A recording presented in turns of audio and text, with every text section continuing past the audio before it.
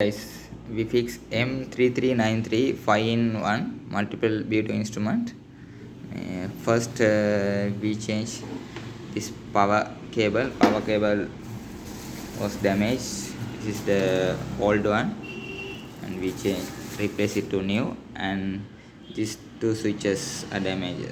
This and this rotatable switches, we replace it.